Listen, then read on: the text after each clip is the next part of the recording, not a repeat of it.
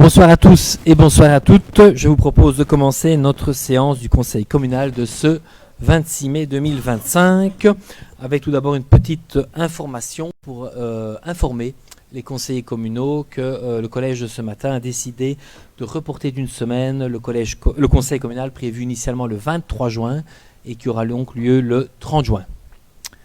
C'était une communication, d'une décision qui a été prise ce matin. Et on voulait vous en avertir dès que possible. Point 1, séance publique du 14 avril 2025, procès verbal, approbation. Est-ce qu'il y a des remarques? Est-ce que vous souhaitez un vote? Unanimité, je vous remercie. Point 2, question orale. Est-ce que vous avez des questions orales? Anne, on t'écoute. Quel est le thème? Des travaux rue des Capucins et plus particulièrement le mur qui a été construit. Merci Anne. Alors, point 3. Commission communale de l'accueil représentant désignation décision à prendre. Nous avions voté le mois passé concernant nos représentants. L'ONE nous a indiqué qu'il fallait avoir la qualité de conseiller communal pour figurer au niveau de la commission communale de l'accueil. Et donc, nous vous proposons Annie Tournet en membre effective avec comme suppléant Olivier Dion, ainsi que Séverine Gueder comme membre effective avec Marc Aymon comme suppléant, tout en sachant que Géraldine Furnémont et Luc Fontaine sont eux désignés par le collège. Est-ce que cela vous convient? Est-ce que vous souhaitez un vote? Non, unanimité. Alors je vais proposer au conseil communal, si vous êtes d'accord, de changer l'ordre de nos travaux aujourd'hui et de passer directement à la présentation du compte, puisque le directeur financier est présent, et donc pour ne pas le faire attendre jusqu'au point 32 ou 33, si vous êtes d'accord, je vous propose qu'on passe par la présentation du compte en début de séance. Anne? C'est parfait. Donc, je remercie Bernard, le directeur financier, d'être présent. Et il va nous détailler ce compte 2024.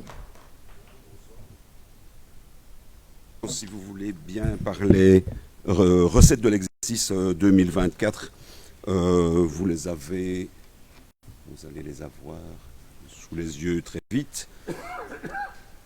Nous avons donc trois types de recettes, comme vous allez le voir bientôt. Il y a des recettes de prestations, de transferts et de dettes. Recettes de dettes, ce serait plutôt des recettes financières. On va voir ce dont il s'agit. Et éventuellement des prélèvements. Il n'y en avait pas en 2024, par contre il y en avait en 2023. Ah oui, les chiffres sont très petits. Je vais essayer d'être plus clair. Au niveau des prestations, donc, il y en a pour 1 573 000 €, soit à peu près 6% de nos recettes globales de l'exercice propre. Qu'est-ce qu'on se trouve dans les recettes de prestations, notamment la location de notre patrimoine, de location de terrain, des locations d'immeubles, il y en a pour 399 000 €, des redevances de voirie aussi payées par les distributeurs de gaz et électricité, il y en a pour 255 000 €, la concession au marché couvert pour 256 000 €, des ventes de bois aussi en 2024 pour 98 000 €, globalement 1 573 000 €. Au niveau des recettes de transfert qui constituent à 91% du total de nos recettes ordinaires, 23 479 000 €. C'est évidemment le gros morceau. Qu'est-ce qu'on trouve là-dedans? Le fonds des communes pour 3 896 000 €. Le précompte immobilier, et les additionnels au précompte immobilier et à l'IPP, deux fois 5 950 pour un, 5 987 pour l'autre, donc presque deux fois 6 millions. Également nos taxes communales, bien sûr, dont la taxe immondice, la partie fixe, 808 000 €, la partie variable, 288 000 €. Des taxes locales, autres que ces taxes immondices, il y en a pour à peu près 1 800 000 €. Également les subventions APE, 1 721 000 €.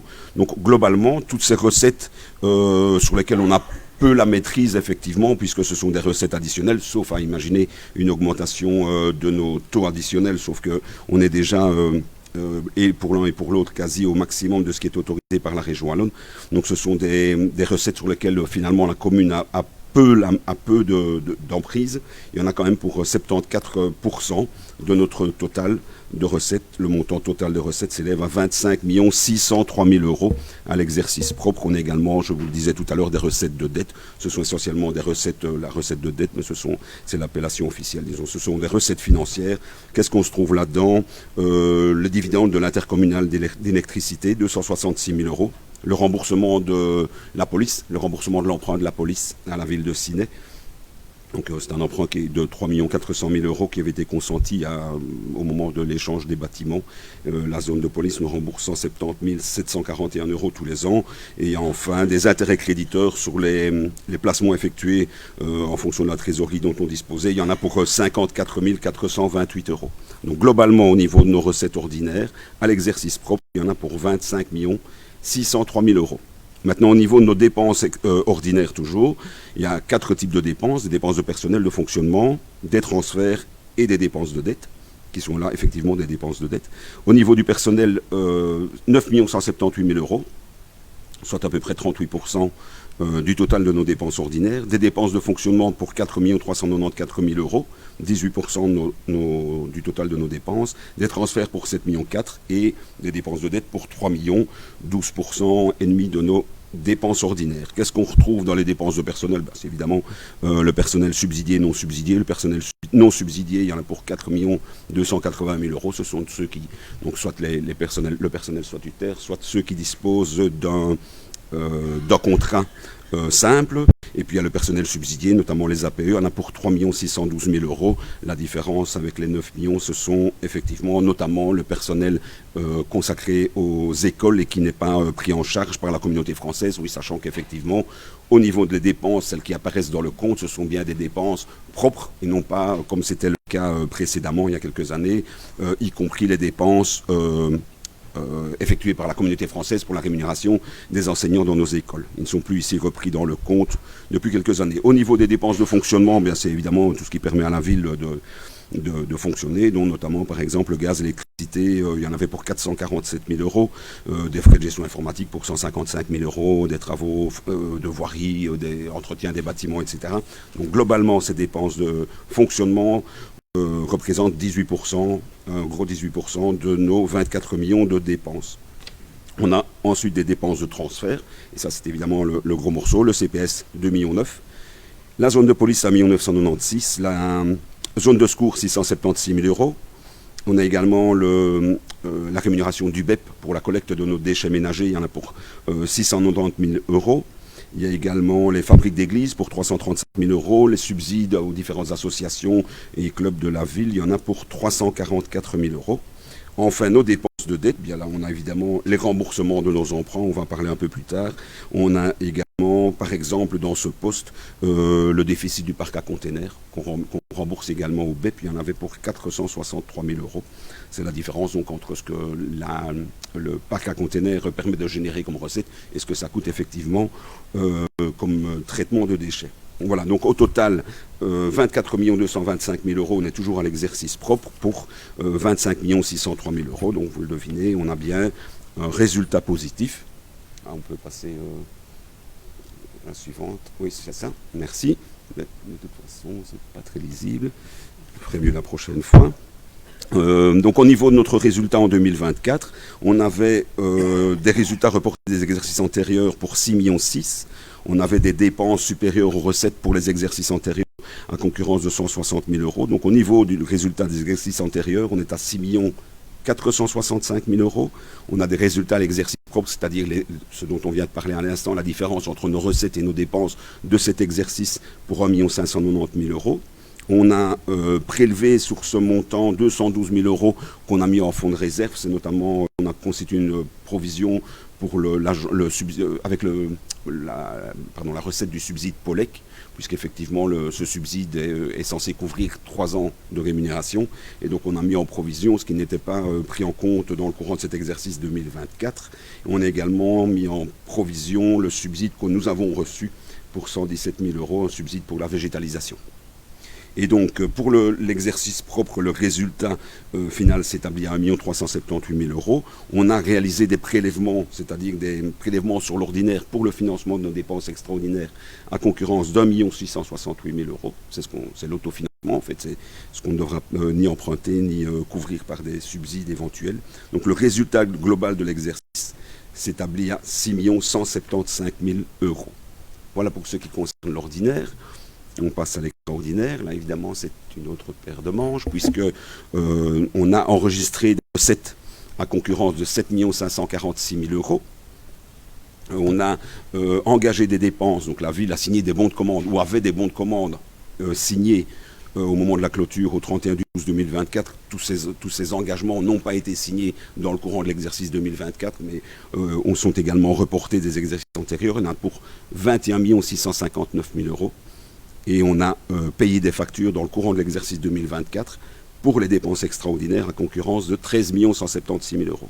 Donc le résultat budgétaire, qui est la différence entre les droits constatés et les engagements, il est négatif de 14 millions. Et le résultat comptable, il est négatif de 5 629 000 euros.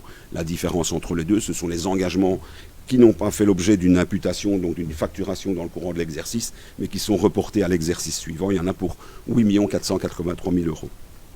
Et donc, on peut s'inquiéter évidemment du montant de ce résultat budgétaire négatif. En partie, ça s'explique par le fait que toutes nos dépenses extraordinaires, sauf une cette année-ci parce qu'on manquait de trésorerie, mais toutes les dépenses extraordinaires sont toujours préfinancées.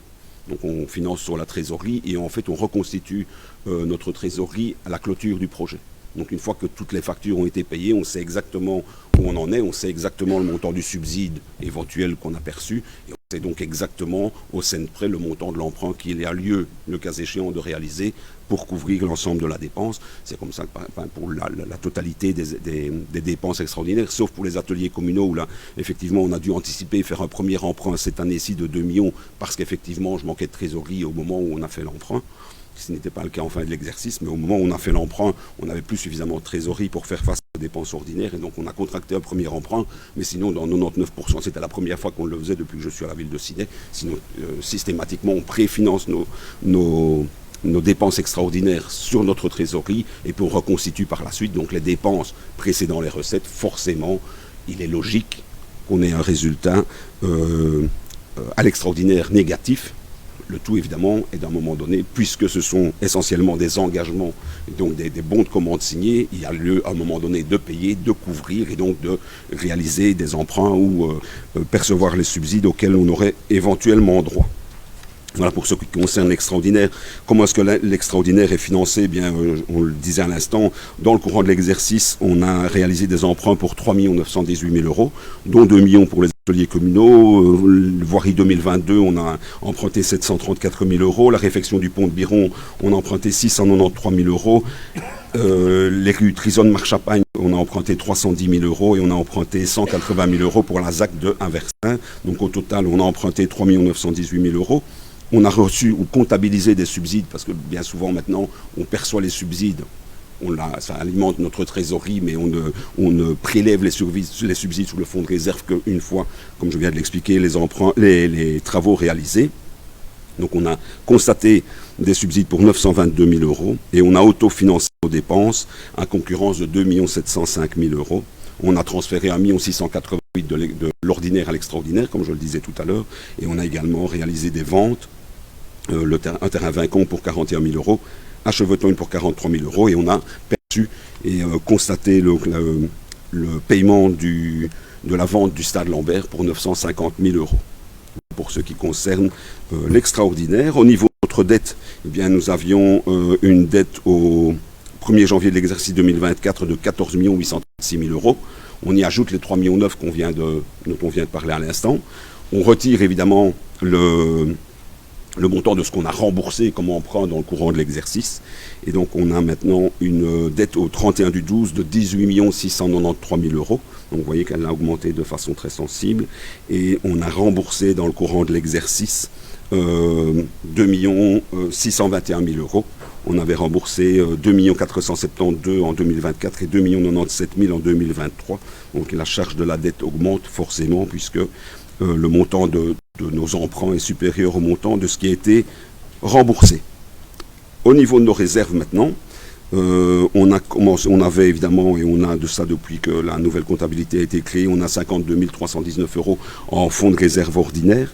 Au niveau de l'extraordinaire, et c'est là évidemment que les montants varient de façon sensible, on a commencé l'année avec 6 850 000 euros de fonds de réserve, dont notamment là-dedans des subsides, ce qu'on appelle les subsides fric, pour lesquels on perçoit le montant en une seule fois, mais on ne peut le comptabiliser pour équilibrer notre budget extraordinaire qu'au fur et à mesure de la réalisation des travaux pour lesquels le subside a été octroyé. Et donc on a dans ces 6 850 000 euros, je n'ai pas le chiffre exact en tête, mais on a à peu près 2 millions qui sont des subsides, des montants de subsides qui ont déjà été versés à la ville.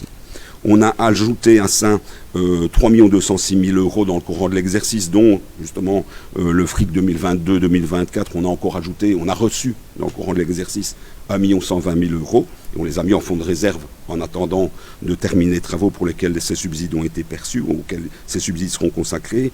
On a perçu 192 000 euros subsides PIMACI.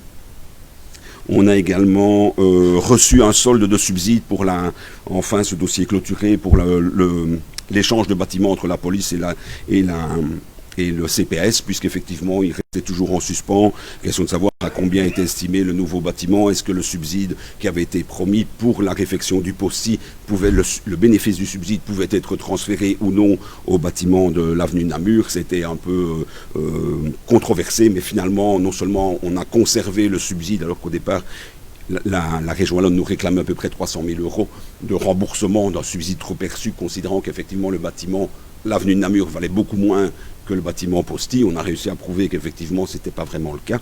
Et donc non seulement on a pu conserver les 300 000 euros, mais ils nous ont en plus versé le solde du subside, 213 000 euros. Comme le dossier Posti étant clôturé, ce montant est allé dans notre fonds de réserve, sur notre carnet de dépôt en quelque sorte. Et on a également soldé une affaire qui datait de à peu près Mathusalem, ou voire avant, l'échange ou l'expropriation de terrain pour rendez-vous compte, pour la création de la bretelle du zoning d'Achen. On a enfin réussi à solder ce problème, et donc là on a pu récupérer 49 000 euros qu'on a mis également, qui étaient à la Caisse des dépôts et consignations, qu'on a enfin pu récupérer et mettre sur notre fonds de réserve. Donc globalement, on part de 6 850 000, on ajoute 3 200 000, on retire 1 640 000, ça c'est l'autofinancement, donc c'est ce que la ville a prélevé sur son carnet de dépôt en quelque sorte, pour payer en direct ses dépenses extraordinaires, donc sans avoir recours ni à l'emprunt ni au subside. Il y en a pour 1 640 000 euros. Donc le solde de notre fonds de réserve au 31 du 12, 8 415 000 euros. Voilà pour ce qui concerne le fonds de réserve. Alors, deux petits mots, mais vraiment deux petits mots concernant le compte des résultats et le bilan. Au niveau du compte de résultats, il faut bien tenir à l'esprit qu'effectivement le compte de résultats n'enregistre pas exactement la même chose que le compte budgétaire ordinaire, puisque notamment il ne tient pas compte des bonis des exercices antérieurs, puisque les bonis au niveau du compte de résultats sont systématiquement reportés au bilan à la fin de l'exercice, on va le voir. Donc au niveau du boni, on est à 1 613 000 euros. Au niveau du résultat budgétaire ordinaire, on est à 590 000. Donc vous voyez que, mais c'est après que les choses sont modifiées, c'est qu'on on comptabilise au compte de résultat des charges et des produits non décaissés ou non encaissés. Par exemple, les amortissements sont comptabilisés au niveau du compte de résultat. Les amortissements n'apparaissent pas du tout dans un compte budgétaire. Et par ailleurs, on calcule des réévaluations par rapport à notre patrimoine immobilier. Ces réévaluations, il y en a pour 4 666 000 euros, donc c'est pas mince. Mais ce sont évidemment de l'argent qu'on ne perçoit pas. C'est simplement, on fait transparaître dans la comptabilité l'évolution réelle, ou en tout cas, on espère qu'elle est la plus proche possible de la réalité, mais l'évolution réelle de la valeur de notre patrimoine immobilier. Il y en avait pour 466 000 euros. Donc un boni courant, 1 613 000 euros, boni d'exploitation d'1 66 000 euros, parce que les amortissements ont été supérieurs aux réévaluations. Donc quelque part, la dépréciation économique de notre patrimoine est supérieure au montant des réévaluations. Donc il y en a, là on a perdu à peu près 500 000 euros. On avait également des charges exceptionnelles, et puis comme je le disais tout à l'heure, on a alimenté notre fonds de réserve. C'est considéré comme une dépense. C'est évidemment pas de l'argent perdu, c'est simplement de l'argent qui sort de notre trésorerie courante pour être mis en fonds de réserve. Il y en avait pour 3 200 000, comme on l'a dit tout à l'heure, et on a prélevé sur le fonds de réserve 1 640 000. Le résultat global de l'exercice au niveau du compte de résultat s'établit à 638 147 euros, et ces 638 147 euros, on les reporte dans nos fonds propres au niveau du bilan, du passif de notre bilan, et vous voyez que, je ne sais pas, vous ne le voyez pas, mais je peux vous dire que les fonds propres sont largement positifs. Il y en a pour 110 millions d'euros. On a une dette à plus d'1 an, donc c'est la dette dont on parlait tout à l'heure, moins les échéances de remboursement de cette année 2025, il y en a pour 17 millions d'euros, et on a une dette à plus d'1 an, à 1 an en plus, pardon, donc c'est les remboursements de cette année-ci, plus les dettes fiscales, sociales, salariales, il y en avait pour 4 864 000 euros, mais donc les fonds propres sont largement suffisants pour couvrir nos actifs circulants. Qu'est-ce qu'on trouve là-dedans? Les créances à plus d'1 an, donc c'est ce qu'on nous doit, et qu'on n'a pas encore encaissé, notamment des additionnels, puisqu'on sait que l'enrôlement est assez lent. Donc on n'a pas perçu dans le courant de l'exercice 2024 la totalité des recettes additionnelles auxquelles on avait droit. Donc on a encore là des créances pour 5 603 000 euros, mais malgré tout, 5 632 000 euros, pardon. Malgré tout, on avait au 31 du 12 2024 une trésorerie positive de 7 785 000 euros, dont 7 millions placés au 31 du 12 en compte à terme, ce qui a permis de générer, comme je vous le disais tout à l'heure, des recettes au niveau des intérêts. Voilà pour ce qui concerne le compte. Merci beaucoup Bernard pour cette présentation et pour le travail effectué. Merci également au service comptabilité pour tout le travail qu'ils effectuent jour après jour pendant toute l'année au niveau du service. Je vais peut-être céder la parole à Guy, Échevin des Finances, pour peut-être apporter une vision complémentaire et puis on répondra à vos questions. Oui, mais monsieur le bourgmestre, je remercie également Bernard, évidemment, pour sa présentation. Voilà, je crois qu'on ne peut que se réjouir aujourd'hui de la situation qui vient d'être exposée par notre directeur financier. Elle atteste d'une bonne situation financière de la commune, pour l'instant en tous les cas. Maintenant, ce qui est à surveiller, c'est la dette, évidemment, et l'augmentation de la dette. C'est une mise en carte que nous avons reçue du directeur financier depuis quelques exercices, et on a vu dans son exposé que cette dette avait quand même sensiblement augmenté, et si on y prend garde, évidemment, c'est le risque que nous allons encourir pour les prochains exercices. Merci Guy. Est-ce qu'il y a des questions sur le compte? Olivier et François. Olivier? Pas vraiment de questions en ce qui nous concerne, mais juste déjà remercier Bernard, effectivement, et puis confirmer que les comptes qui ont été transmis, ils sont somme toute relativement bons. Il faut s'en féliciter et remercier tous ceux qui ont œuvré pour arriver à ce résultat. Mais cependant, effectivement, même s'ils sont bons, la tendance pour les années à venir, elle, l'est beaucoup moins. Et nous savons que nous devrons faire face à de grands défis, de nombreux challenges dans les années à venir. Et nous comptons donc sur vous pour faire preuve d'une légitime et nécessaire sobriété, de la plus élémentaire vigilance et d'un maximum d'anticipation dans chacune de vos décisions. C'est tout pour moi. Merci Olivier. François? Oui, je m'associe aussi aux remerciements pour tout le travail effectué et tout le suivi tout au long de l'année pour assurer une gestion financière saine avec le collège. Néanmoins, effectivement, 3 points d'attention. Le premier, c'est effectivement la dette qui augmente. Alors avoir de la dette, c'est normal dans une commune. Sinon, on laisse dormir l'argent, enfin, c'est normal. Mais ici, l'augmentation d'année en année a été constatée. Et surtout, la charge de la dette, elle pèse chaque année sur les finances communales. Et donc ça, c'est vraiment un point d'attention qui a déjà été relevé, mais sur lequel j'insiste vraiment et sur lequel le directeur financier a attiré l'attention du collège aussi année après année. C'est la charge de la dette qui augmente chaque année et qui pèse chaque année sur les comptes. Et donc l'attention doit vraiment être portée pour ne plus augmenter cette charge et avec une certaine sobriété, ou en tout cas faire les choix qui permettent de ne pas augmenter cette charge d'année en année. Le deuxième point, c'est finalement aussi la diminution du patrimoine, ça a été dit. Pour faire rentrer un peu d'argent dans les caisses, on vend des biens communaux. On a cité le terrain de Vincon, un terrain à Chevetogne, le stade Lambert.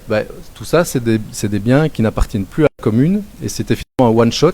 Donc, une fois, on a fait rentrer un peu de finances au niveau communal, mais on ne pourra plus le faire à l'avenir. Et on perd son patrimoine et on perd finalement la capacité aussi politique de faire des choix d'aménagement sur ces zones qui maintenant sont vendues et sur lesquelles on n'a plus vraiment la main. Donc ça, c'est un deuxième point d'attention. Attention de conserver quand même suffisamment le patrimoine communal.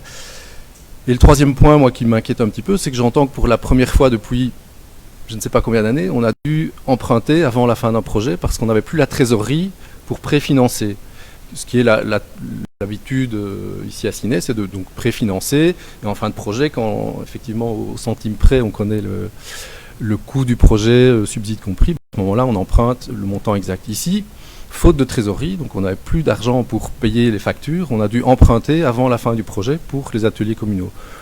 Le fait que ça arrive pour la première fois, moi ça m'inquiète un peu. Est-ce que c'est le signe de trop de dépenses engagées sur une seule année ? En tout cas, je pense que ça mérite aussi toute l'attention pour les années à venir. Donc sobriété certainement, mais en tout cas faire les bons choix dans les projets à mener dans les prochaines années. Voilà, c'était mes 3 points d'attention. Attention à la charge de la dette, attention au patrimoine communal et attention à la gestion de la trésorerie, ne pas trop engager sur un même exercice. Merci à tous les deux pour ces remarques constructives et ces conseils. Donc le collège sera bien entendu vigilant puisque on est amené à gérer les deniers publics et donc on a envie effectivement de continuer à avoir une situation financière saine et de pouvoir mettre en place des projets. Donc c'est vraiment un jeu d'équilibriste et nous serons en tout cas très très vigilants sur ça à l'avenir. Un grand merci à tous les deux. Est-ce que vous souhaitez un vote sur les comptes? Non? Unanimité, je vous remercie. Alors j'ai demandé à Bernard de rester pour tous les autres points vu qu'il fait l'unanimité. Si tu peux tous les présenter, c'est pour rire. On le fera après. Oui. Donc un grand merci à tout le monde pour... Bonne soirée Bernard, merci. Ouais. Et donc je vous propose de revenir à l'ordre du jour tel qu'il avait été envoyé avec le point 4. Je vais donc céder la parole à Guy en cascade et je vous demanderai à chaque fois si vous souhaitez un vote ou pas pour toutes les assemblées générales. Si donc le point 4 concerne le bureau économique de la province de Namur, donc on nous demande d'approuver, comme vous l'avez reçu, le programme de l'Assemblée générale avec notamment la liste des administrateurs qui est proposée. Est-ce que vous souhaitez un vote sur ce point? Non. Point 5. Alors le point 5, il s'agit de BEP expansion économique avec ici une modification de dernière minute introduite par le bureau économique en ce qui concerne la désignation d'un administrateur. Vous avez reçu normalement un mail de la directrice générale donc, qui vous annonce cette modification. Pour le reste, pas de changement par rapport à ce qui est proposé. Est-ce que vous souhaitez un vote? Non. Unanimité, je vous remercie. 6. Alors, Assemblée environnement, idem, une erreur technique du bureau économique dans la désignation, dans la proposition qui sera faite à l'Assemblée générale pour les administrateurs. Pour le reste, tout reste en l'état par rapport à ce qui a été envoyé. Est-ce que vous souhaitez un vote sur le point 6? Unanimité, je vous remercie. Point 7. Alors le point 7, BEP crématorium. Nous vous demandons également donc l'accord sur la proposition d'ordre du jour de l'Assemblée générale avec la liste des administrateurs. Merci Guy. Est-ce que vous souhaitez un vote sur le point 7? Unanimité, je vous remercie. Point 8. Le point 8, Assemblée générale idée fin. Assemblée générale idée fin, idem, donc demande d'accord sur l'ordre du jour de l'Assemblée générale. Point 8, est-ce que vous souhaitez un vote? Ça, unanimité, je vous remercie. Point 9. Point 9, ORES. Là, vous avez remarqué qu'on ne citait pas le nom de nos représentants, donc je les cite puisqu'ils ne sont pas repris dans le projet de délibération. C'est Luc Fontaine, Fabrice Marion, Géraldine Furnémont, Marc Aymon et Roland Henry. Ou sinon, pas de problème pour ce projet d'ordre du jour. Est-ce que vous souhaitez un vote sur le point 9? Unanimité, je vous remercie. Point 10. Point 10, INACEP. Aucun problème pour nous en ce qui concerne ce projet de délibération. Qui concerne l'Assemblée générale extraordinaire. Assemblée générale ici extraordinaire, oui. Est-ce que vous souhaitez un vote? Unanimité, je vous remercie. Point 11. Alors, le point 11, INACEP, Assemblée Générale Ordinaire, ici. Voilà, monsieur le bourgmestre, proposition de vote sur l'ordre du jour. Merci Guy. Est-ce que vous souhaitez un vote? Anne? Non. Unanimité, je vous remercie. Point 12. Alors, le point 12, AIEC, Assemblée Générale Ordinaire. Donc ici, évidemment, j'attire votre attention sur le fait que nous avons changé le projet de délibération. Et donc, comme vous avez reçu, je crois, le mail en cours de journée de la directrice générale, on vous propose, compte tenu de ce qui précède, c'est-à-dire qu'on explique un peu les antécédents de ces derniers jours en ce qui concerne l'évolution du dossier. Et on nous demande, donc, compte tenu de ce qui précède et de la réponse circonstanciée apportée par le ministre des Infrastructures, de la Mobilité et des Pouvoirs Locaux, dans un courriel adressé à Madame Pierson, conseillère communale en date du 19 mai 2025, de procéder au retrait de la décision prise par le Conseil communal en sa séance du 14 avril 2025, décidant de proposer au terme d'un vote au scrutin secret Jean-Marie Scheffer, Joseph Jouan et Fabrice Marion pour représenter la ville de Ciney au sein du conseil d'administration de l'association intercommunale des eaux du Condro. Ensuite, d'approuver tous les points portés à l'ordre du jour de l'Assemblée Générale Ordinaire, comme ça vient d'être le cas pour tous les dossiers que nous venons de passer en ordre du jour. Et enfin, d'approuver alors, comme on l'a fait pour les autres intercommunales, la liste des administrateurs qui nous a été transmise aujourd'hui par l'AIEC et qui, pour notre commune, concerne Annie Tourné, apparentée des engagés, Frédéric Devril, apparenté MR, et Joseph Jouan, apparenté MR. Voilà, monsieur le bourgmestre. Merci Guy. Donc il y a 3 votes différents. Est-ce que vous souhaitez intervenir? Non. Donc le premier vote concerne Guy. Le retrait de la délibération du 14 avril. Est-ce que vous êtes d'accord? Est-ce que vous souhaitez un vote? Unanimité, je vous remercie. Le point 2. L'ordre du jour. L'ordre du jour à l'exception du point qui nomme les administrateurs. Est-ce que vous êtes d'accord? Est-ce que vous souhaitez un vote? Unanimité, je vous remercie. Et troisièmement, la liste des administrateurs. Et troisièmement, la liste des administrateurs nouvelle mouture. Est-ce que vous souhaitez un vote? Unanimité, je vous remercie. Point 13. Alors, IMIO, idem, approbation de l'ordre du jour de l'Assemblée Générale. Ici aussi, on n'a pas repris le nom de nos délégués à l'administration générale. Je le rappelle pour la forme, puisque leur nom n'est pas mentionné. Il s'agit de Benoît Darvin, Christophe Sippers, Guillaume Poncelet, Cécile Clément et Roland Henouy. Merci Guy. Est-ce que vous souhaitez un vote sur le point 14? Unanimité, je vous remercie. Point 15. La terrienne du Crédit Social. Le foyer sinacien. Pardon, 14, pardon. La terrienne du Crédit Social. Assemblée Générale, projet d'ordre du jour, monsieur le bourgmestre.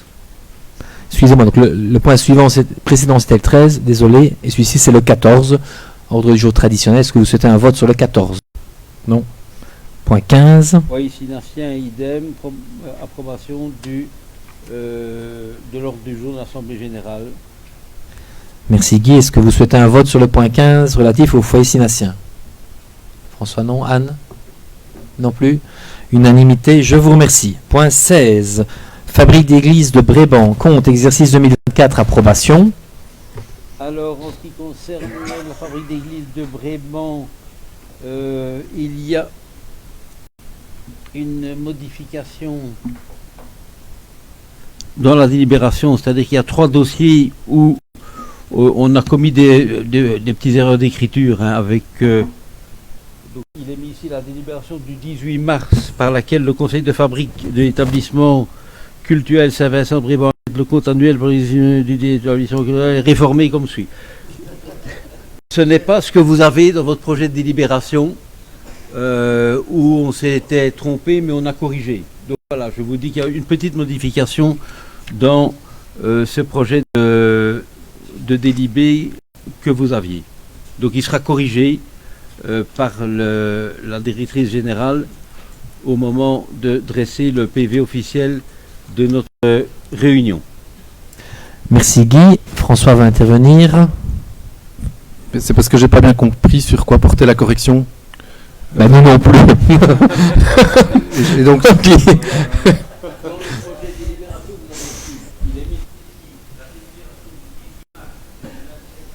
Conseil de fabrique de l'établissement culturel Saint-Vincent de Bréban réforme le compte annuel pour l'exercice 2024 du dit établissement culturel comme suit. Il ne s'agit pas de réforme, il s'agit d'arrêter le compte. d'accord. Ouais, ok, merci. Merci pour la précision. Si ce n'est le... Voilà, c'est un problème de mots plutôt. Merci Guy. Est-ce que vous souhaitez un vote sur le point 16? Anne? Point 17, famille d'église de Chapois, contre, exercice 2024, approbation. Guy? Eh bien, ici également, on vous demande d'approuver les comptes tels qu'ils vous ont été proposés. Est-ce que vous souhaitez un vote? Unanimité, je vous remercie. Point 18, famille d'église de Chapois, modification budgétaire numéro 1, exercice 2025, approbation. Alors, oui, pas de problème non plus. Le libellé de la décision qui est proposée est bon et on vous demande d'approuver les comptes. La modification budgétaire, oui. Est-ce que vous êtes d'accord? C'est un vote? Unanimité, je vous remercie. Alors, Ça va trop vite pour Guy. Hein. oui, Fabrique d'église d'Achen, contre exercice 2024, approbation. idem également. Ici, il s'agit des comptes de l'exercice 2024 tels qu'ils sont proposés avec un bon résultat. Merci Guy. Vous souhaitez un vote? Unanimité, je vous remercie. Point 20, fabrique d'église de Ciney, compte exercice 2024, approbation. Et avec des dépenses pour 206 000 et un résultat de 2 418 €. Situation saine également. Merci Guy. Vous souhaitez un vote? Unanimité, je vous remercie. Point 21, fabrique d'église de Chevetogne, compte exercice 2024, approbation. Guy? Ici, un résultat comptable de 12 774 €. Une bonne situation également. Merci Guy. Est-ce que vous souhaitez un vote? Unanimité, je vous remercie. Point 22, fabrique d'église de Léignon, compte exercice 2024, approbation. Oui, idem, donc un résultat comptable de 12 338 €. Merci Guy. Est-ce que vous souhaitez un vote? Unanimité, je vous remercie. Point 23, fabrique d'église de Natois, compte exercice 2024, avis à donner. Ici, il s'agit d'un avis à donner sur un résultat comptable de 9 314 €. Merci Guy. Est-ce que vous souhaitez un vote? Unanimité, je vous remercie. Point 24, règlement redevance sur le stationnement, tutelle, courrier exécutoire par expiration du délai, prise de connaissance. C'est une communication, juste pour vous dire que la tutelle n'a pas remis d'avis et que dès lors, le règlement est approuvé par expiration du délai. C'est juste une communication. Est-ce que vous souhaitez intervenir? Non. Point 25, ville de Ciney, budget exercice 2025, décision de l'autorité de tutelle, communication. Guy? Oui, eh bien, vous avez, je suppose, pris note de cette information. Donc, c'est le budget initial de l'exercice 2025 qui est approuvé, moyennant quelques remarques. Merci Guy. Est-ce que vous souhaitez intervenir? Olivier? Oui. Donc effectivement, nous avons lu attentivement le courrier qui a été reçu de l'autorité de tutelle, avec deux mises en garde qui nous interpellent un peu. Donc la première concerne les dépenses de fonctionnement. Celles-ci ont augmenté de près de 42% par rapport au compte 2023, passant globalement de 3,8 millions à 5,2 millions. Et on est donc bien loin des 2% d'augmentation annuelle préconisée par la tutelle. Bon, alors soyons clairs, hein, il faut nuancer ces 2%, tant la situation peut sembler utopique et ne pas tenir compte des réalités de terrain, des inflations subies sur un certain nombre de coûts, etc. Cependant, j'aimerais être sûr que vous ayez entendu cette requête, puisque nous ne constatons pas d'amélioration ou même tentative d'amélioration, même légère, dans la modification budgétaire qui sera présentée plus tard. Et alors la deuxième remarque, donc la deuxième mise en garde, elle concerne les charges et amortissements liés aux emprunts à réaliser. Alors sans trop rentrer dans les détails, hein, il faut savoir que suite au projet engagé, ces charges devraient être à l'avenir 5 fois supérieures à la moyenne calculée sur ces dernières années, elle passerait à 203 000 euros au lieu de 40 000 euros. Alors moi j'ai juste une question pour vous, Monsieur Léchevin des Finances. Vous avez déjà relevé ce point d'attention présenté par le directeur financier et que nous avons également relevé. Vous avez bien précisé qu'il fallait en tenir compte et je voulais savoir si quelle était votre vision à court et moyen terme et les mesures que vous comptez éventuellement prendre pour contenir cet endettement dans les années à venir. Vous avez remarqué que le taux d'endettement de la commune est de 12,5% au compte, 12,5%. Bon, ce qui est dans l'ordre de ce que la tutelle recommande, puisqu'on pourrait monter jusqu'à 14% de charge, on est à 12,5%. Avec la modification budgétaire, on reste dans cette norme-là, celle qu'on va voir tout à l'heure, mais il faut aussi tenir compte du fait que si les amortissements et les charges de la dette augmentent en valeur absolue, en valeur relative, compte tenu de l'évolution du budget et du fait que le budget d'année en année également augmente de façon très sensible, relativement, la charge de la dette n'augmente pas.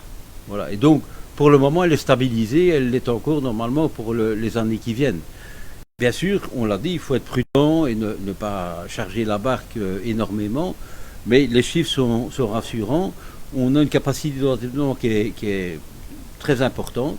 On a eu la visite de Belfius il y a un mois ou deux d'ici pour examiner un peu la situation de la ville de Ciney par rapport aux communes qui sont dans un cluster, donc les communes avec lesquelles on peut avoir une comparaison raisonnable.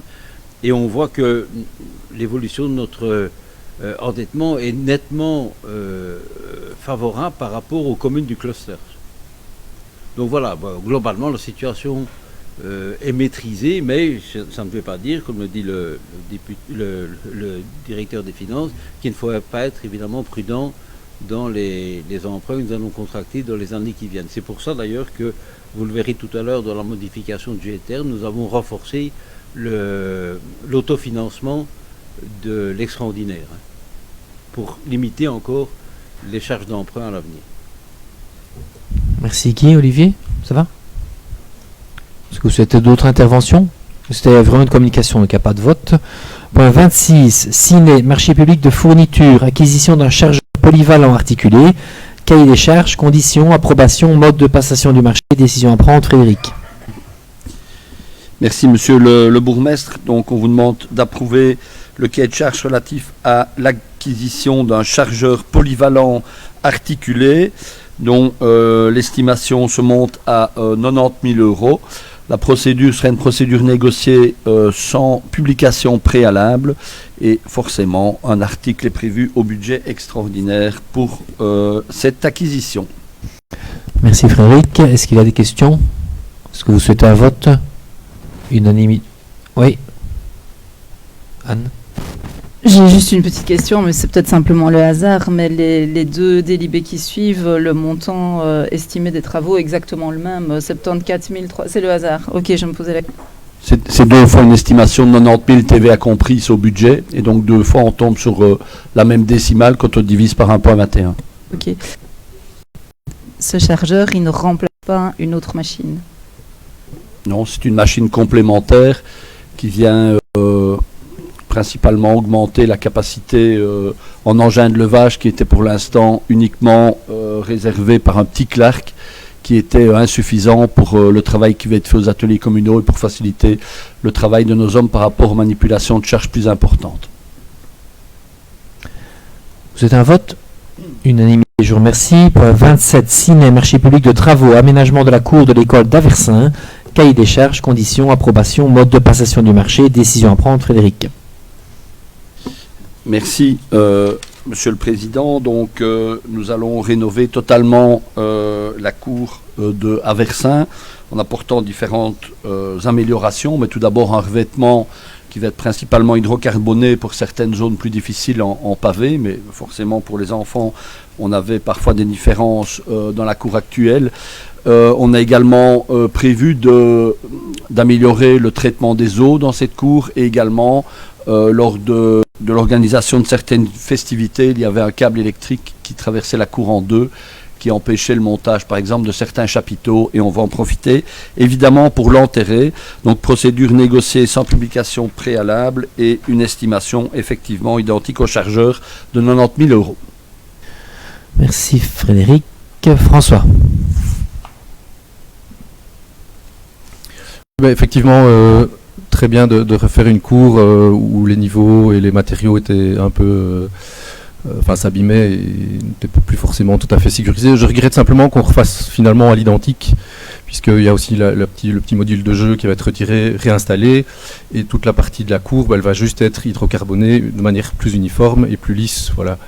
Mais quand on refait une nouvelle cour, j'ai l'impression qu'il y a moyen d'être un peu plus créatif pour une école, et notamment de verduriser un peu, peut-être d'avoir des plantations, peut-être avoir des zones d'ombrage, ou planter un arbre, une zone un peu plus... Voilà, et ça peut participer même à l'aspect pédagogique des choses, parce que ça permet peut-être de découvrir autre chose qu'une cour simplement totalement hydrocarbonée. Donc c'est voilà, la petite réserve que j'aurais par rapport à ce cahier des charges. Frédéric, vas-y. Merci. Au niveau de l'ombre, la cour de Aversa a la particularité d'être ceinturée déjà de préaux, donc qui permettent aux élèves facilement d'avoir de l'ombre.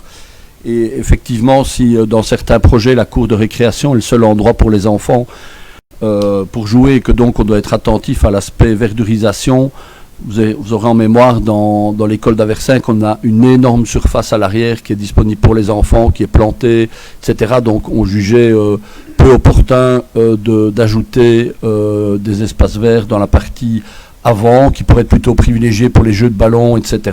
Même limite pour certains cours extérieurs, compte tenu de l'énorme surface disponible à l'arrière, totalement LDD en espace vert. Est-ce que vous souhaitez un vote? Oui. Qui est pour? Qui est contre? Qui s'abstient? Une abstention et 22 oui. 28. Ciné, aménagement contre les inondations dans le centre de Ciné. Collaboration avec l'INASEP dans le cadre de l'exception in-house. Conditions, approbation, décision à prendre. Frédéric. Merci Monsieur le Bourgmestre. Il s'agit là de confier un dossier important au niveau de l'INASEP, puisque vous le savez, on a très régulièrement des problèmes d'inondation dans le bas de la ville. Donc en fait les travaux qui vont être réalisés viseront principalement à améliorer la situation dans tout le bas de la ville, l'avenue du Roi Albert, le quai de l'Industrie, la rue des Tanneries, qui étaient très fréquemment soumis à des problèmes d'inondation, principalement provoqués par des surpressions du réseau d'égouttage. Et donc, ce sera un peu long à vous expliquer en détail les mesures qui vont être prises, mais elles avaient déjà étudiées par l'INASEP. Elles vont normalement avoir réellement une situation favorable, et donc on demande maintenant à l'INASEP dans le principe de l'INHOUSE, qui donc nous permet de confier directement le marché, de surveiller les travaux qui vont être réalisés. Merci Frédéric. Est-ce qu'il y a des questions? Est-ce que vous souhaitez un vote? Unanimité, je vous remercie. Point 29, baux de chasse, remise en location sur le territoire de Chevetonne, décision à prendre. Frédéric. Merci Monsieur le Bourgmestre. La plupart de chasse en fait avaient une période de location de 9 ans qui se terminait le 30 juin de l'année prochaine, donc le 30 juin 2026. On souhaite donc anticiper les choses, puisque généralement dans un bail de chasse, la dernière année, il y a des contraintes qui sont mises pour éviter qu'une personne se trouvant dans une dernière année de chasse vide la chasse, ou en tout cas n'ait pas des pratiques totalement optimale, et donc on anticipe les choses de telle façon à avoir déjà la situation fixée qui prendra cours évidemment à partir du 1er juillet 2026. Alors vous allez avoir 3 dossiers, 2 assez similaires, un qui est différent. Pourquoi? Parce que dans ce dossier de Chevetonne, ce que nous vous proposons, c'est un double système. Donc les locataires actuels donnent satisfaction, et donc en concertation avec le département de la nature et des forêts, on se propose dans un premier temps de leur proposer une reconduction de gré à gré du bail en cours, moyennant une augmentation de 10% du dernier loyer.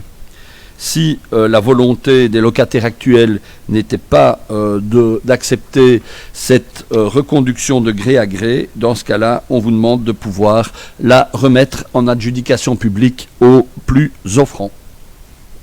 Merci beaucoup Frédéric. Est-ce qu'il y a des questions? Est-ce que vous souhaitez un vote unanimité? Point 30, baux de chasse remise en location sur le territoire d'Aversin. Décision à prendre, Frédéric. Merci Monsieur le Bourgmestre. Exactement le même dossier que le précédent, donc une proposition de gré à gré et sinon une adjudication publique. Et je tiens à vous signaler que ces deux dossiers ont eu un avis favorable du directeur financier, je vous le dis, parce que le dossier suivant est un petit peu plus complexe. Merci Frédéric. Est-ce qu'il y a des questions sur le point 30? Oui, excuse-moi. Unanimité, je vous remercie. Point 31. Baux de chasse remise en location sur le territoire de l'Aignon. Décision à prendre, Frédéric. Merci Monsieur le Bourgmestre. Ici, c'est un petit peu plus compliqué. Pourquoi? Parce qu'on a souhaité évidemment mettre la même procédure en place. Et donc, on a questionné officiellement les locataires actuels pour savoir s'ils étaient prêts à accepter une reconduction.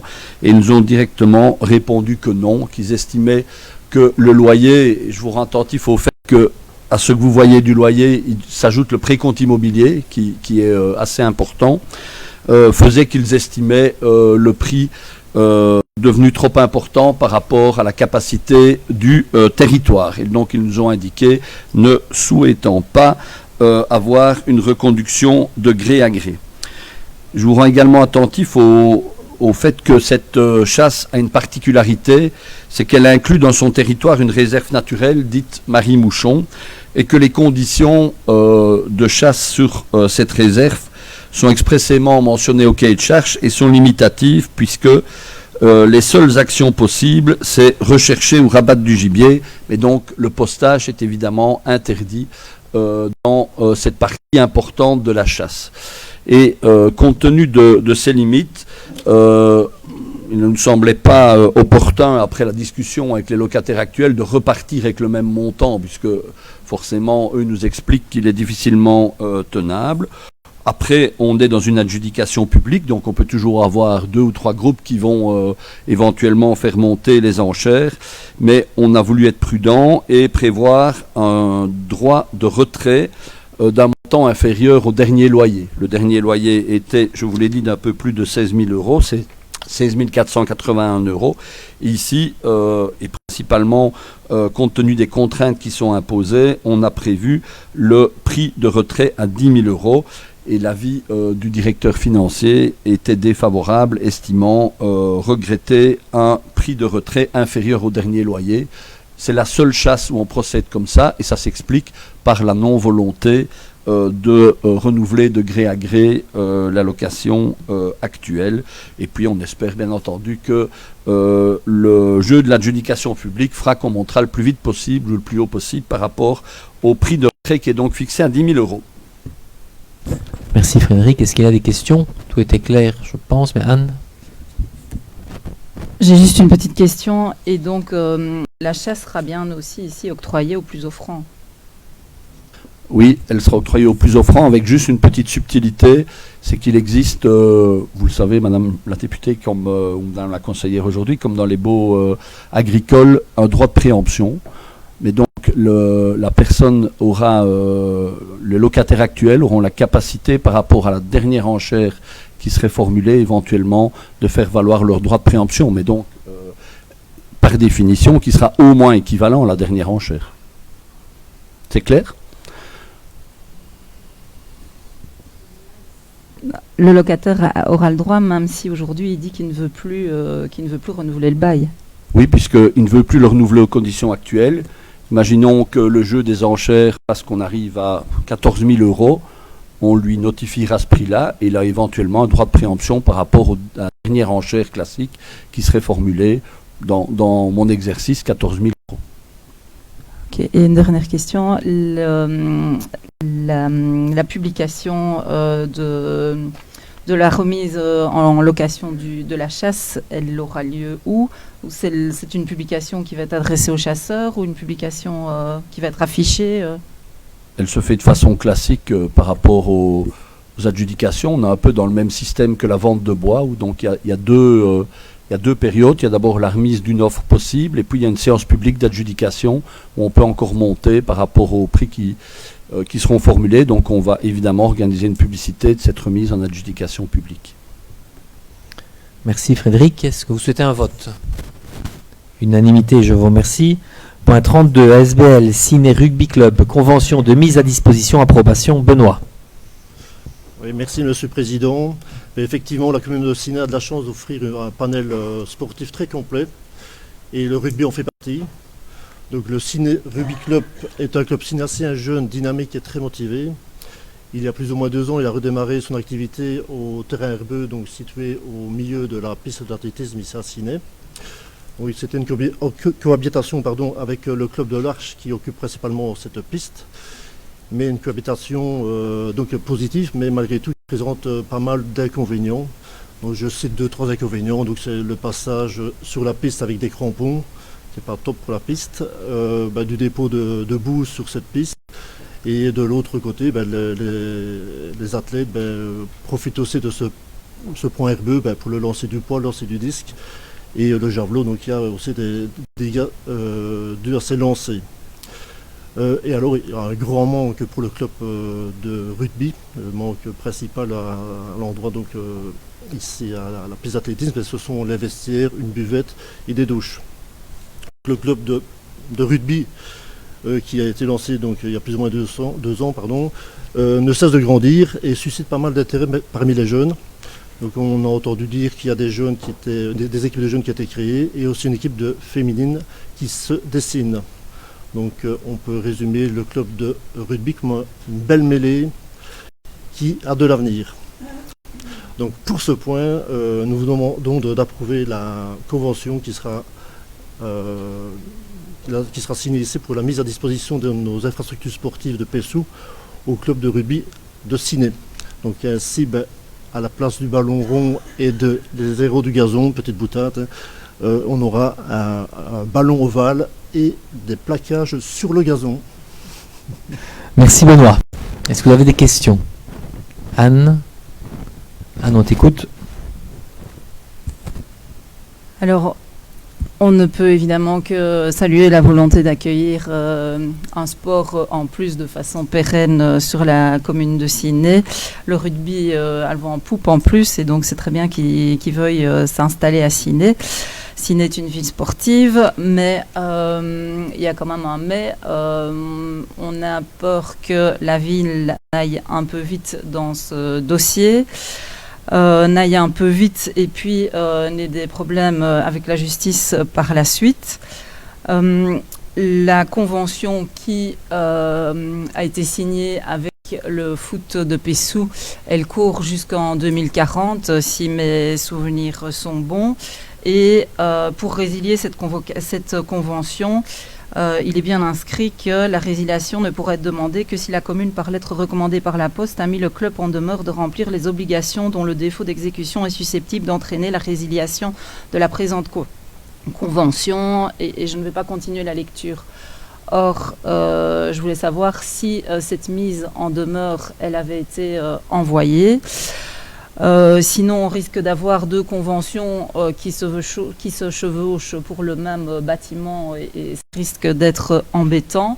Et puis alors là, j'interroge la directrice générale. Est-ce qu'on peut considérer ce dossier mis à disposition des conseillers communaux comme complet? Effectivement, donc le collège a envoyé un courrier, je pense que c'était en mars, au club de Pessou.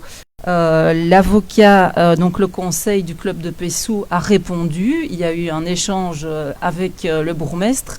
L'avocat a répondu. Donc c'est des pièces qui devaient pour moi être au dossier pour la préparation de ce conseil et des pièces qui devaient être mises à la disposition de tous les conseillers communaux.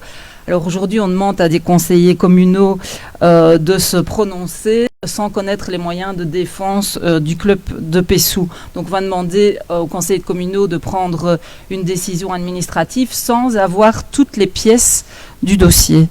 Voilà, donc je voudrais avoir des réponses à ce niveau-là.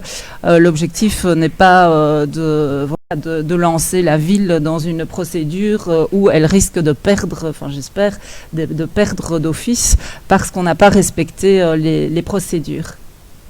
Tu espères qu'on perde ou... J'espère que l'objectif n'est pas de lancer la ville dans une procédure et si on se renseigne un peu, on voit qu'on peut perdre. Voilà. Donc l'objectif n'est pas que ça coûte à la ville de Ciney et de respecter la convention qui est toujours en vigueur aujourd'hui. Donc en fait, ici le point concerne le Ciney Rugby Club. Donc le point ne concerne pas le foot de Pessou, la résiliation d'une convention, puisque on ne résilie pas une convention, puisque selon nous il n'existe pas de convention signée. Et donc, on n'a pas de convention signée malgré des fouilles approfondies qu'on a faites. Et l'avocat en question, l'avocat du FC Pessou, n'a pas été en mesure de nous fournir une convention signée. Donc, soit quelqu'un sort une convention signée de son chapeau, et effectivement, nous verrons ce que nous pourrons faire et nous prendrons notre conseil. Un conseil, puisque nous avons un dossier quand même relativement étoffé concernant les agissements, mais en tout cas, nous, à l'heure actuelle, à l'heure où je joue pas, nous n'avons pas de convention signée avec le club de rugby. Peut-être que vous l'avez, mais nous, en tout cas, on ne l'a pas.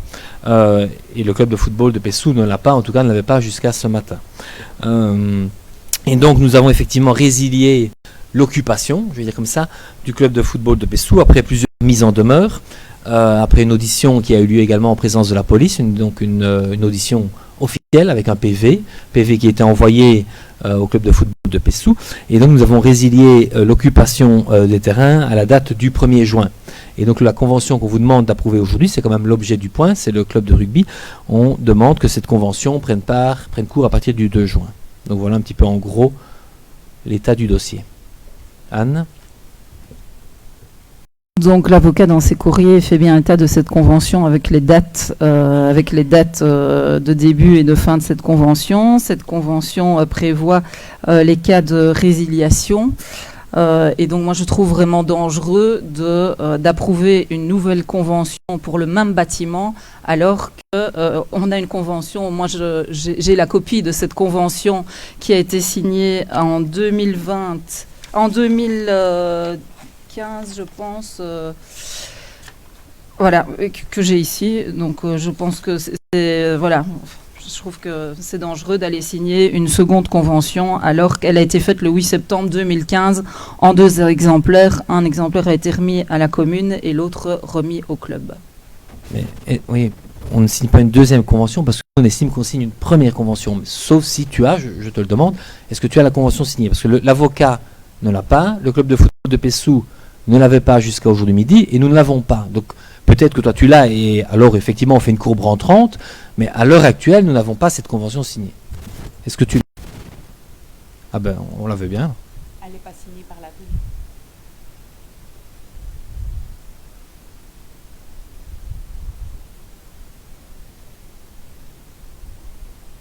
Effectivement, il y a une convention qui n'est pas signée. Elle n'est pas signée. Donc voilà, c'est bien ce qu'on dit, il n'y a pas de convention signée. Donc moi, effectivement, si je signe une convention juste avec M. Jouan, où je lui demande 2 millions d'euros et Yakma qui signe, la convention n'a pas de valeur juridique.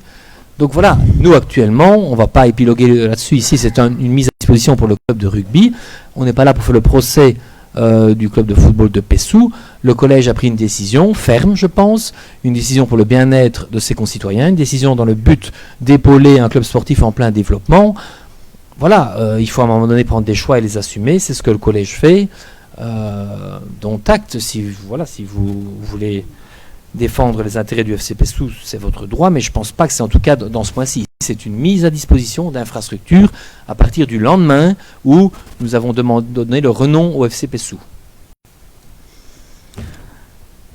Donc on n'est pas contre le fait de l'installation du rugby à Ciney. Ce qu'on ne veut pas, c'est que la ville ait des ennuis par la suite. C'est tout.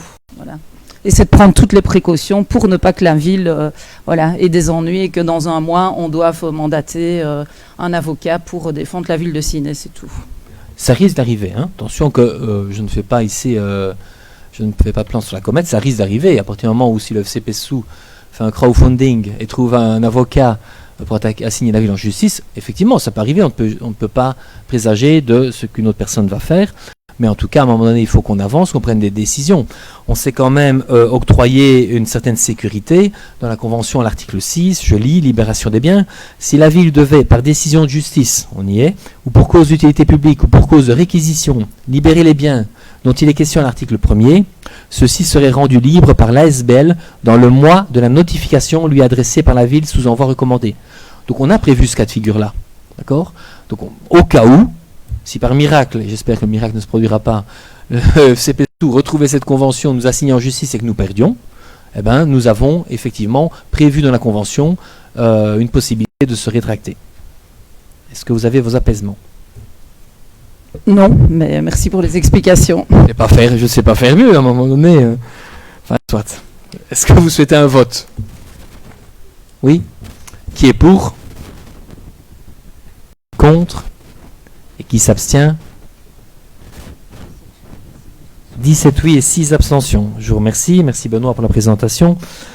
Point 34, modification budgétaire numéro 1, exercice 2025, décision à prendre. Donc là, c'est Guy qui va vous la rapporter et nous passons toute une série de slides. Aucun slide. Alors, j'ai vu l'autre jour que mes slides ne vous amusaient pas, alors je me suis dit, moins de slides aujourd'hui. D'abord, vous avez reçu le projet de délibération. D'abord, une petite précaution malgré tout. Vous avez vu donc que nous avions transmis le dossier au directeur financier en date du 16 mai 2025 et le directeur financier donc n'a pas remis d'avis compte tenu des délais, puisque nous étions hors délai pour lui soumettre cette modification budgétaire, puisque son délai expirait, si je me souviens bien, le 30 mai, alors que nous avions conseil le 25. Ceci dit, bien sûr, cette modification budgétaire est préparée par ses services. Hein. Bon, elle ne tombe pas du ciel. Mais enfin, bon, pour le principe, voilà, le directeur financier n'a pas remis d'avis. Alors, vous avez donc les deux tableaux synthétiques de cette modification budgétaire à l'ordinaire et à l'extraordinaire. Alors, qu'est-ce qu'il faut souligner ?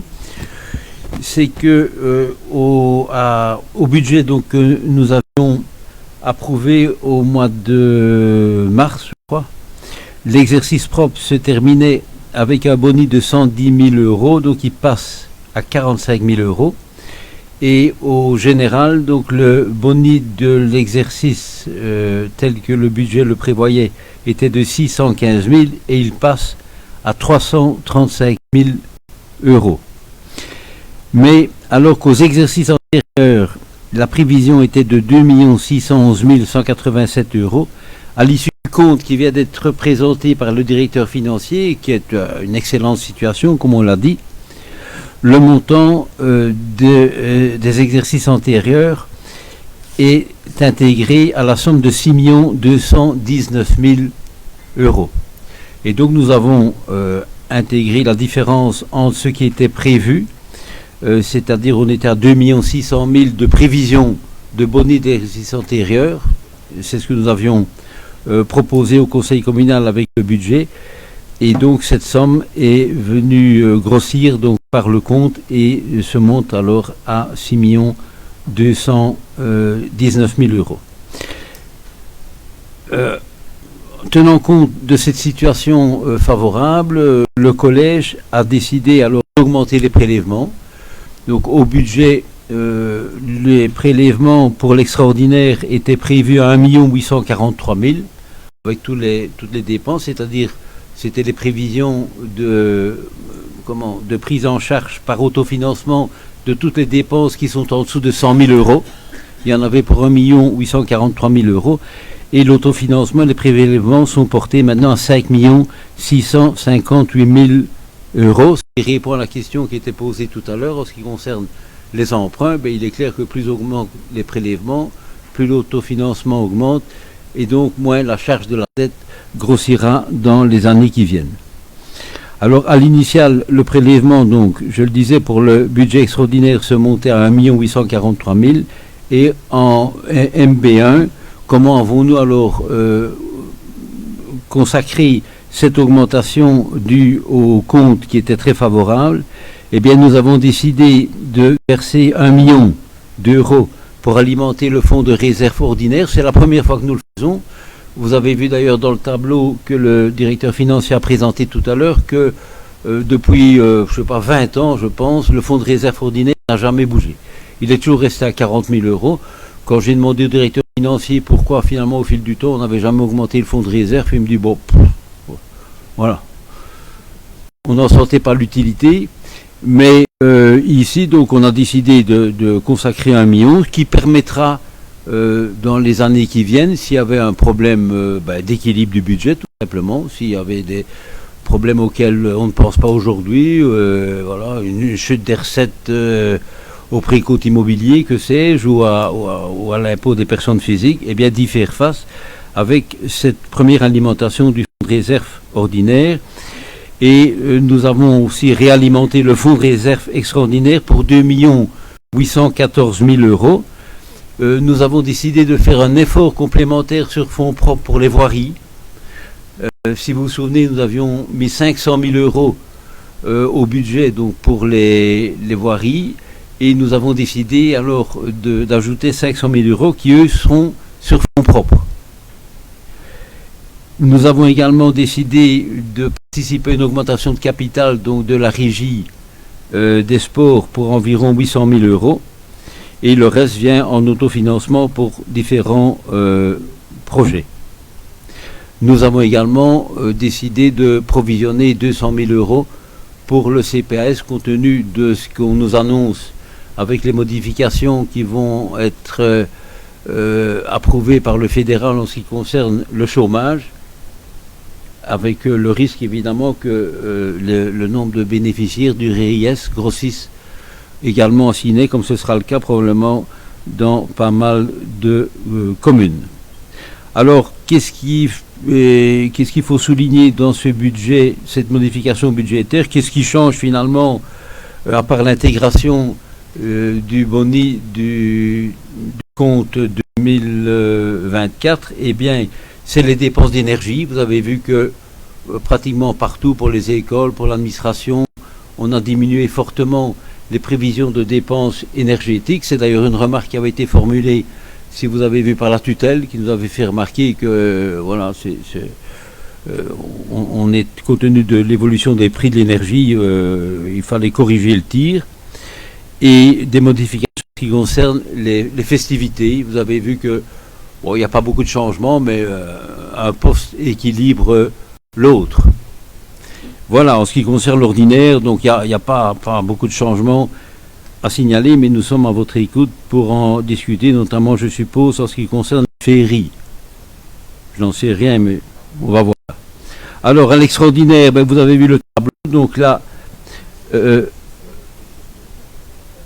on clôture peut-être non, on continue avec l'extraordinaire.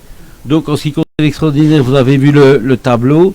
Donc là, on a des recettes totales de 20 160 000 euros pour l'exercice et des dépenses totales pour l'exercice proprement dit de 12 499 000 avec un boni à l'exercice propre de 6 661 000. Mais on intègre des dépenses des exercices antérieurs pour 14 702 000 euros. Et comment ce budget extraordinaire est financé? Vous l'avez vu au tableau. Donc on propose donc des transferts pour 8 076 000, c'est-à-dire des subventions, notamment en ce qui concerne le projet de l'avenue Schlegel, des emprunts pour 12 084 000 et des prélèvements, on les a évoqués avec les transferts donc de l'ordinaire vers l'extraordinaire notamment, pour 8 363 000, ce qui permet donc d'équilibrer la prévision budgétaire à 28 523 000 euros. Voilà, monsieur le Bonnet. Merci. Guy, est-ce que vous avez des questions sur cette MB? Olivier? Juste Olivier, on t'écoute. Je commence par les féeries ou pas? Fais toutes tes questions d'un coup, Olivier. On fera une seule réponse. Voilà, déjà, je vous remercie de me donner la parole. Je vous promets de ne pas la faire longue, parce que je sais que les finances, c'est pas vraiment le sujet qui attire le plus de monde. Mais bien que ce soit un sujet très technique, il s'agit néanmoins d'un événement important de la vie communale par lequel l'opposition a l'occasion de relever les points de vigilance et d'attention. Vous en avez déjà cité certains. Je Je me garderai d'ailleurs bien de perdre mon énergie et votre temps en posant l'ensemble des questions qui peuvent m'interpeller. Il y a 2 mois, vous aviez de toute façon refusé de répondre aux questions les plus essentielles en utilisant beaucoup d'ironie, teinté d'un soupçon de déni de démocratie, afin de probablement masquer une palpable méconnaissance du sujet à l'époque. Je vois que vous avez beaucoup progressé depuis. Je suis néanmoins satisfait... Pardon ? Vous ne m'écoutez pas, hein, c'est dommage, mais voilà. Oui, bien entendu. Mais je suis néanmoins satisfait de voir que certaines de mes remarques ont été entendues et qui avaient été même émises bien avant la tutelle d'ailleurs. Vous avez cité tous les postes d'énergie. Hein, quand on fait le cumul de toutes ces petites régularisations, peu de choses ont changé depuis le mois de mars et pourtant ce simple et évident réajustement permet à lui seul une économie de 325 000 euros.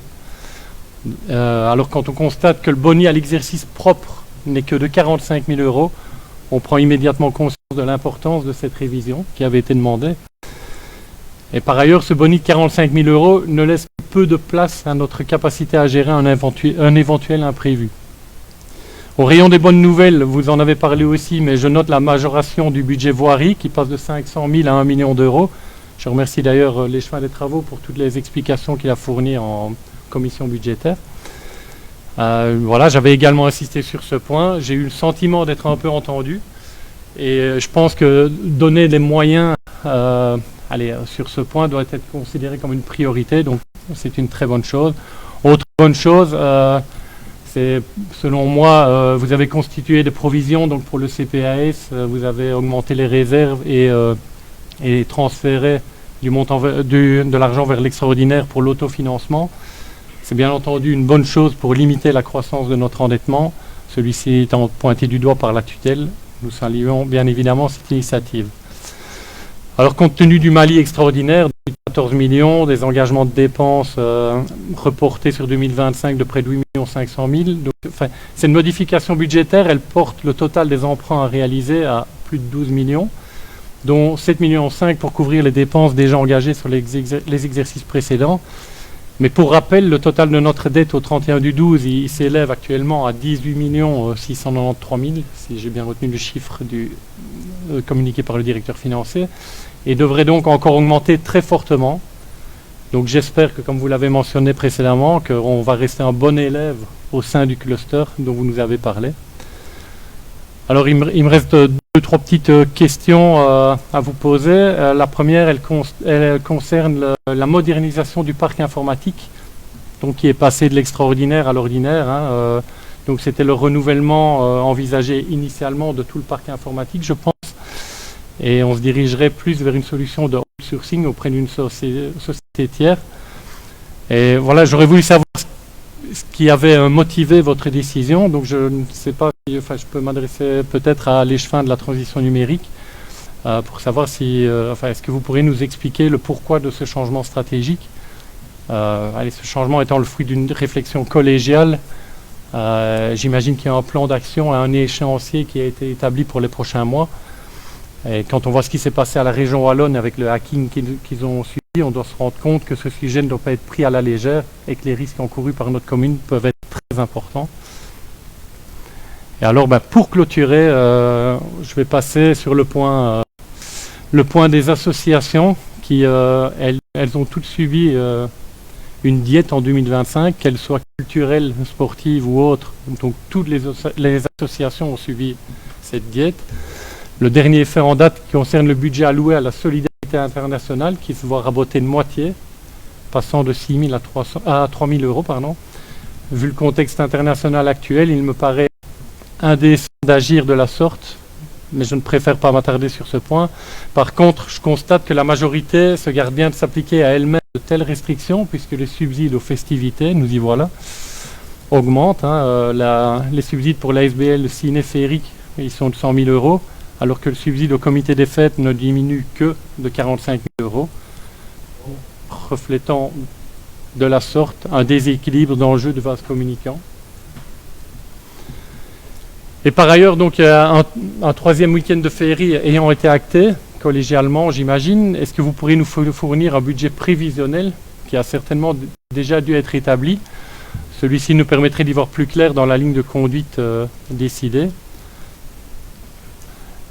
Et voilà, en conclusion, la situation financière communale, elle est relativement bonne si l'on s'en tient au contexte fédéral et régional qui pèse sur nos finances. Et comme déjà dit, la tendance, elle, ne l'est pas. Et donc je vous invite une nouvelle fois à faire preuve de la plus élémentaire vigilance et d'une encore plus grande anticipation par rapport aux nombreux défis qui nous attendent et qui devraient grever notre dette de manière importante dans un futur proche. Je vous remercie. Merci Olivier. Je vais céder la parole à Benoît pour tout ce qui est informatique et à Guy pour l'aspect général, juste pour parler des féeries. Donc non, il n'y aura pas de budget des féeries ici, il n'y en aura jamais, puisqu'il y a une SBL ciné-féerique dont le conseil communal a décidé de la création, et donc c'est au sein de cette SBL qu'on discutera du budget, qu'on sera amené à voter un budget et tout ça. Ici, le rôle de la commune n'est pas du tout de voter les budgets des paracommunaux. Par contre, on aura probablement et prochainement l'occasion de débattre ici sur le contrat de gestion de la SBL ciné-féerique ainsi que le projet de convention tripartite entre la ville de Ciney, la SBL comité des fêtes et la SBL ciné-féerique. Donc si vous voulez vraiment parler des féeries, je vous promets, on le fera. Donc prenez encore un peu votre mal de patience, mais en tout cas, il ne sera pas question d'avoir des budgets ici au sein de cette assemblée. Chaque organe a des compétences et des attributions bien prédéfinies, notamment par le CDLD. Et juste pour terminer pour les féeries, parce qu'on a quand même encore 8 mois de féeries, donc on va pas s'emballer, il faut regarder sous la pédale. Donc non, il n'y a pas une diminution de 45 000 € au niveau du comité de fête, sinon mon collègue, le petit roux, tomberait dans les pommes. Et donc, il y a effectivement une diminution de 45 000 € au niveau des fournitures, fêtes et cérémonies, un article budgétaire qui sert à la commune pour organiser les noces d'or, pour organiser des choses, et dans lequel il y avait toute une série de dépenses qui maintenant seront prises en charge par la nouvelle SBL. Dans un souci de rationalité et de clarté des comptes, qui était quelque chose que vous aviez noté lors de la campagne électorale. Et il y a également une diminution de 10 000 € là au niveau du comité des fêtes, mais en tout cas, ce n'est pas les 45 000 €. Donc voilà, un peu de réponse. Benoît peut-être, et puis on terminera par Guy. Okay, juste un petit mot concernant l'informatique ici à Ciney. Donc forcément les événements récents qui sont parus dans la presse concernant le hacker de différentes institutions nous poussent à être vigilants et être pointus par rapport à l'outil informatique ici à Ciney. Au début ici on a perdu un agent informatique. Donc il ne reste plus qu'un agent en informatique et on s'est rendu compte qu'on était un peu court par rapport à ça. Et on veut vraiment trouver quelqu'un de pointu et de vraiment impliqué dans la maison ici pour mettre un peu de l'ordre. On a eu beaucoup de retard et on doit rattraper ce retard-là, donc on fait en sorte de le rattraper. Donc voilà, c'est pour ça qu'on a décidé d'externaliser un service et se mettre quelqu'un sous la main pour pallier au retard qu'on a depuis des années. Et donc l'idée est vraiment d'avoir un binôme entre quelqu'un au sein de l'administration qui connaît la maison, qui dépanne de manière très professionnelle depuis des années, et externaliser toute une partie qui devient beaucoup plus professionnelle. Et comme tu le disais, on parle de la double authentification ou d'autres de choses à mettre en place. Et donc c'est avec cette société avec qui on va sous-traiter qu'on va mettre un échéancier en place pour tenter d'éviter de se faire hacker, pirater, rançonner. Donc voilà, donc l'idée est de vraiment travailler en binôme avec quelqu'un de l'administration et quelqu'un à qui on sous-traiterait toute une partie beaucoup plus pointue, parce qu'il faut être à la page. Guy.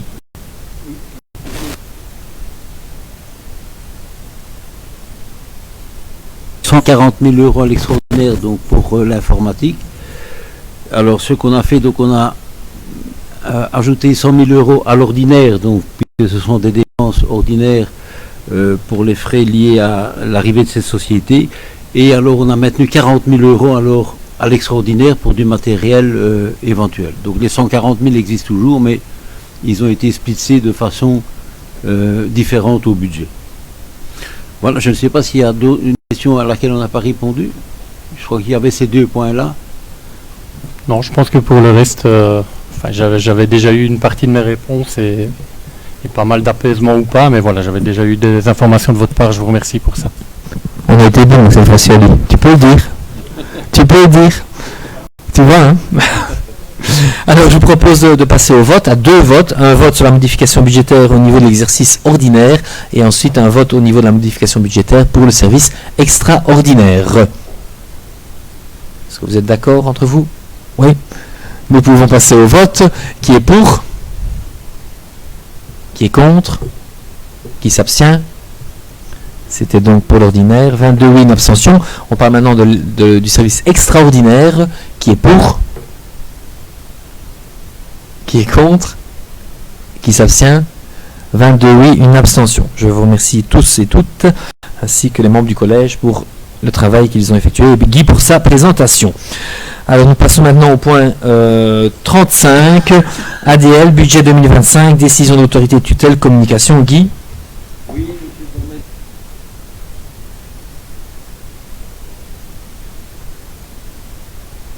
mais la date n'est pas très claire, mais enfin bref, c'est l'avis donc de la tutelle en ce qui concerne le budget exercice 2025 de l'ADL. Je suppose que vous avez pris connaissance de ce courrier qui rappelle ce qu'on évoquait tout à l'heure donc en ce qui concerne l'ADL.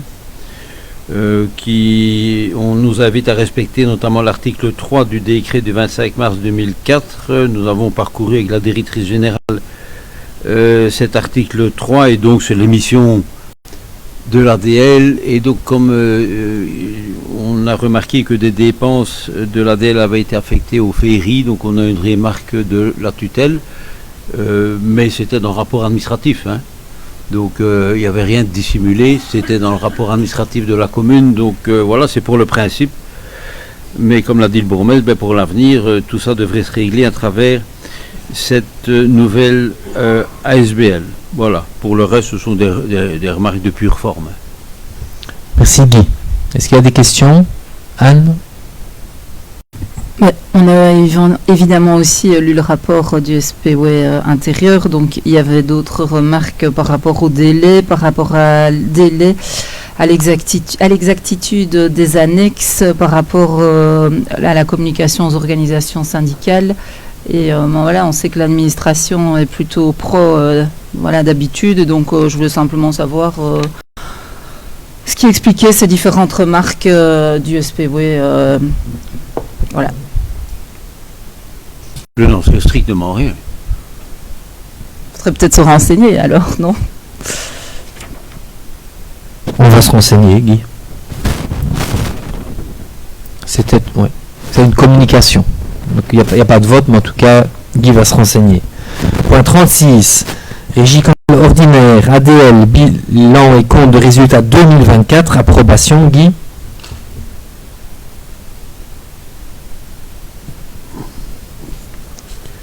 Là, on a un avis réservé du directeur financier. On revient de nouveau au même problème, c'est celui des FERI, donc on pourra en parler toute la nuit, évidemment, puisque ça revient dans plusieurs dossiers. Et je le répète, j'espère qu'à l'avenir, avec la création de cette SBL, nous n'aurons plus à polémiquer au sujet de ce dossier. Et donc le directeur financier nous dit, le compte est évidemment correct, mais il comprend des dépenses qui n'entrent pas dans l'émission de l'ADL, ce que la tutelle a fait remarquer, donc voilà, on pourra en discuter, j'ai dit, jusqu'à minuit. Voilà, donc c'est la remarque de principe du directeur financier qui corrobore celle de la tutelle. Petite précision quand même, quand Guy parle des FERI, on parle des FERI du centre. Donc effectivement, c'est l'ADL qui prend en charge les FERI du centre, puisqu'on a considéré sur la précédente législature que ça contribuait au développement commercial du centre-ville. Donc voilà. Est-ce que vous avez des questions? François?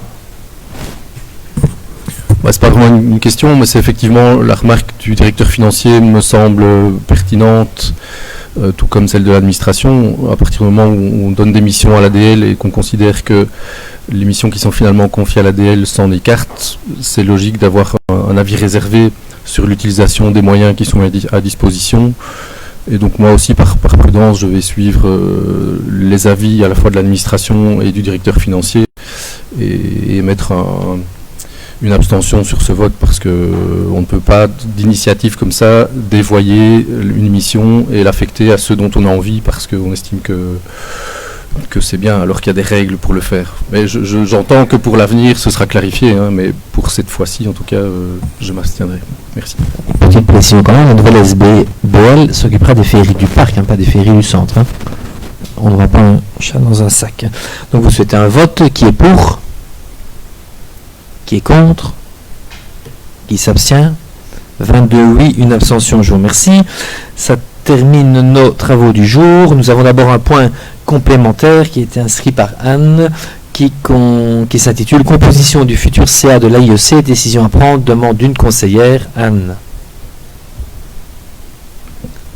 Mais je pense que le point a été repris dans la délibée précédente et il y avait un retrait d'acte dans la délibée précédente, donc je pense qu'il n'y a même pas de... Enfin, il ne faut plus venir avec le point... Mais si, je suis obligé légalement, tu inscris un point, je suis obligé de te donner la parole. Effectivement, le point n'a plus de raison d'être, mais je ne peux pas d'initiative boycotter ou outrepasser un point qui a été déposé. Donc je suis obligé légalement, on s'est quand même renseigné, de nommer le point, de te céder la parole puisque tu as demandé la parole, mais effectivement, le point n'a plus de raison d'être. C'est effectivement ce qu'il fallait répondre. Mais voilà, on est tenu, nous, par des procédures, parce que je sais que vous aimez bien les procédures et on ne veut pas de recours.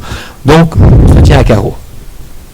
Donc je n'ai jamais déposé de recours, j'ai juste interrogé le ministre des Pouvoirs locaux pour avoir la position de l'administration sur ce dossier-là. Je l'ai eu, et tant qu'on reparle de l'AIEC, on peut quand même que regretter la délibée qui est arrivée aujourd'hui à 17 ou la nouvelle délibée à 17 ou 18 heures. Je ne sais pas si tous les conseillers sont en permanence sur leur boîte mail, mais voilà, pour la forme, après je peux comprendre que c'est compliqué, mais pour la forme, voilà, je trouve ça un peu juste. Tout à fait d'accord, mais personnellement, je trouve aussi regrettable que quand il y a une question à ce point importante, qu'on apporte la réponse à une conseillère communale et qu'on ne pense pas de la notifier à la commune, qui est quand même directement concernée éventuellement pour corriger le problème. J'ai posé la question justement c'est moi qui ai posé la question, donc c'est moi qui ai reçu la réponse. Donc le cabinet n'a pas l'obligation de transmettre. Moi j'ai posé la question, j'ai reçu la réponse. Donc toute la procédure a été respectée. On aurait peut-être gagné un peu de délai. Même pas, parce que la réponse est arrivée le 19 mai et c'est pour ça qu'il a fallu aller très vite pour ajouter un point complémentaire. Donc je pense à partir du moment où un acte administratif qui est considéré comme faux par la tutelle ou par le ministre, je trouve que c'est le moindre des choses d'un ministre d'écrire à l'administration communale pour lui dire, ça me semble tellement évident que si tout le monde commence à écrire et vient en séance ou même avant avec des décisions ministérielles et que la commune n'est même pas informée, je trouve que c'est un peu cavalier. Mais soit, reprends la parole. Je pense que si au conseil précédent on n'avait pas pris les décisions qu'on a prises et on n'avait pas désigné comme on a désigné sans avoir la réponse ferme de l'administration, on ne serait pas arrivé à cette situation-là. Voilà. Parfait. Merci beaucoup. Alors il y avait une question orale. Anne. J'ai été interpellée à plusieurs reprises par des riverains de la rue des Capucins. Donc rue des Capucins, en montant quand on vient de l'avenue Roi-Albert, il y a un mur un peu surprenant qui a été construit. On dirait une construction qui est des Legos Donc les riverains s'interrogent. Je voudrais savoir si ce mur est une solution temporaire, si on peut, parce que urbanistiquement parlant, c'est interpellant. En savoir plus sur ce mur. Est-ce qu'il est là pour toujours? Est-ce qu'il faut un permis pour construire un mur comme ça? Je pense qu'il a été aussi construit en plusieurs étapes. On a eu le mur, et puis, on a eu quelques blocs, et puis je pense que le chantier a été arrêté pendant quelques semaines, et puis maintenant on a ajouté des pièces. Est-ce qu'on va encore rajouter des pièces à ce mur? Merci pour les réponses. Merci Anne, et c'est Frédéric qui va te répondre. Merci Madame la conseillère pour votre question.